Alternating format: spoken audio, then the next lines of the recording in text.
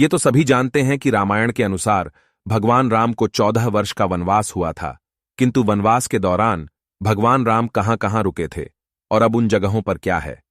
इसके अलावा आपको यह भी बताया जा रहा है कि वर्तमान में उन स्थानों पर भगवान राम को लेकर क्या क्या प्रसंग हैं और रामायण से उनका क्या संबंध है।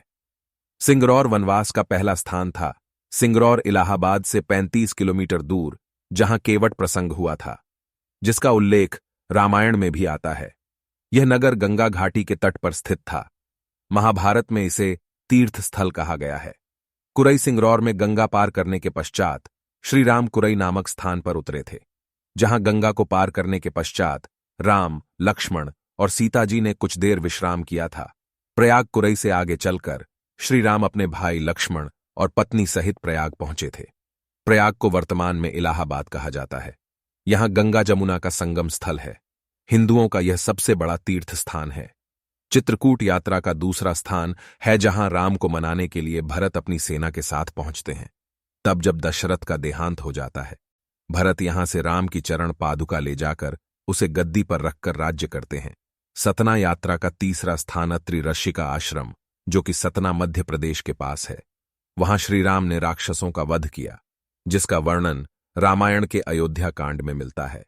दंडकारण्य कुछ दिन रुकने के बाद श्री राम ने छत्तीसगढ़ के घने जंगलों दंडकारण्य आश्रम को अपना आश्रय स्थल बनाया। यहीं पर राम ने अपना वनवास काटा था। यहां वे लगभग 10 वर्षों से भी अधिक समय तक रहे थे।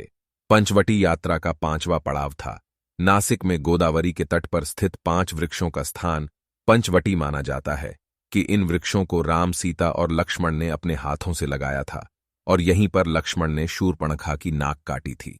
सर्वतीर्थ यात्रा का 6ठा पड़ाव नासिक से 56 किलोमीटर दूर सर्वतीर्थ नामक स्थान था। यह वही जगह है जहां सीता मां का हरण हुआ और यहीं प्रभु राम ने जटायु का अंतिम संस्कार किया था। इसी तीर्थ पर लक्ष्मण रेखा भी खींची गई थी। सीता की खोज यात्रा का 7वां स्थान सर्वतीर्थ, जहां जटायु का वध हुआ था, वह स्थान सीता की खोज का प्रथम स्थान था। उसके बाद वे तुंगभद्रा एवं कावेरी नदी क्षेत्रों के अनेक स्थलों पर सीता की खोज में गए। केरल यात्रा का 8वां पड़ाव सीता की खोज में जटायु और कबंध से मिलने के पश्चात राम ऋष्यमूक पर्वत पहुंचे। रास्ते में वे पंपा नदी के पास केरल शबरी आश्रम पहुंचे और यहीं उन्होंने शबरी के झूठे बेर खाए। ऋष्यमूक पर्वत यात्रा का 9वां स्थान मलय पर्वत और चंदन वनों को पार करते हुए वे ऋष्यमूक पर्वत की ओर बढ़े। यहां उन्होंने हनुमान और सुग्रीव से भेंट की, सीता के आभूषणों को देखा और श्री राम ने बाली का वध किया। कोडीकरई यात्रा का 10वां स्थान है। श्री राम ने पहले अपनी सेना को कोडीकरई में एकत्रित किया। सर्वेक्षण के बाद जाना कि यहां से समुद्र को पार नहीं किया जा सकता, तब उन्होंने रामेश्वरम की ओर कूच किया। रामेश्वरम यात्रा का 11वां स्थान महाकाव्य रामायण के अनुसार भगवान श्री राम ने लंका पर चढ़ाई करने के पहले यहां भगवान शिव की पूजा की थी। रामेश्वरम का शिवलिंग श्री राम द्वारा स्थापित शिवलिंग है। धनुषकोडी यात्रा का 12वां स्थान श्री राम ने वह स्थान ढूंढ निकाला जहां से आसानी से श्रीलंका पहुंचा जा सकता हो। उन्होंने नल नील की मदद से सेतु का कार्य आरंभ किया। धनुषकोडी ही भारत और श्रीलंका के बीच एकमात्र स्थलीय सीमा है। नुवारा एलिया यात्रा का 13वां स्थान श्रीलंका के मध्य में रावण का महल था। नुवारा एलिया पहाड़ियों से मध्य लंका की ऊंची पहाड़ियों के बीचों बीच सुरंगों तथा गुफाओं के भंवर जाल मिलते हैं। यहीं से होकर राम गुजरे थे।